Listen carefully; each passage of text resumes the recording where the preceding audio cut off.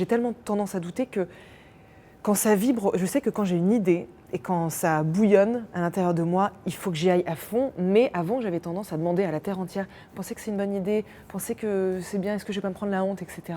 Quand vous sentez que ça gronde en vous, que vous avez la dalle de faire un projet, de faire quelque chose, même si sur le papier ça a l'air nul à chier, mais si vous avez l'envie de faire, alors c'est que c'est possible et qu'il faut y aller. Je m'appelle Sarah Tristéphanie, je suis comédienne et autrice et réalisatrice de Frouch. C'est un podcast, c'est une fiction qui parle d'une jeune fille timide, gauche, hypersensible, qui a du mal un peu à se faire une place dans le monde artistique qu'elle convoite tant, mais aussi dans le monde tout court.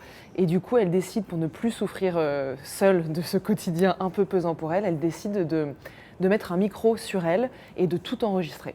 Dans ce podcast, il n'y a pas de texte, c'est que de l'improvisation, donc tout est extrêmement balisé, on sait toutes les actions clés, dans un souci d'authenticité et parce que quand je prends les comédiens et comédiennes, quand je les choisis, je veux vraiment que ce soit eux à 100%, allez on va dire à 80%, que ce soit leurs mots, que ce soit leurs réactions, leurs émotions qui soient mises au service du récit, du canevas qu'on a créé. Ça paraît très réel et aussi parce que c'est inspiré de ma vie.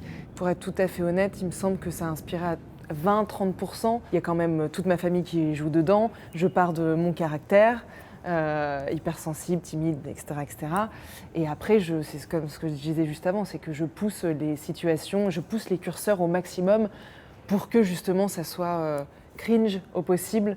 Ce que j'adore, je me suis rendu compte via Frouch, c'est créer des héroïnes qui sont vraiment à côté de la plaque, mais pas qui sont teubées et faibles et quoi, qui brillent par leurs aspérités, mais par leur faiblesse en fait, si. Mais voilà, j'ai envie de dire que tout le monde en fait a sa place dans les fictions et faire plus de place, pousser un peu les meufs qui ont vraiment du succès et qu'on a envie et dire que voilà, même celles qui brillent pas ont des choses à dire et des choses à défendre et voilà. Leur ériger, leur construire un petit peu une sorte d'estrade pour ces femmes-là aussi.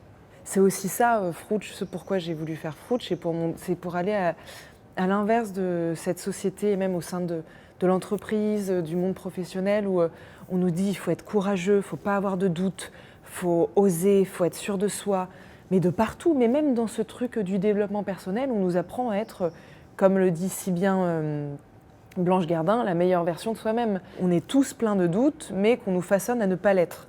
Et donc les femmes ont tendance à plus les montrer parce qu'elles sont plus dans la communication, on leur a appris à être plus dans la communication. Frouch du côté masculin, en fait, ça réinterrogerait ce qu'est la masculinité, la virilité aujourd'hui. Et je pense que ça parlerait des faiblesses d'un homme, d'un garçon, et que ça le déconstruirait à fond. Ouais, il n'y a pas eu encore de fiction, je trouve, où on a beaucoup déconstruit les hommes, alors que c'est pas des robots non plus. Voilà, Frouch, ce serait un mec pas infaillible, plein d'aspérités, de faiblesses et tout. Et ça serait peut-être encore plus intéressant que ce personnage féminin qui accepte de montrer sa vulnérabilité. Parce que c'est rare les hommes qui montrent leur fragilité, je trouve.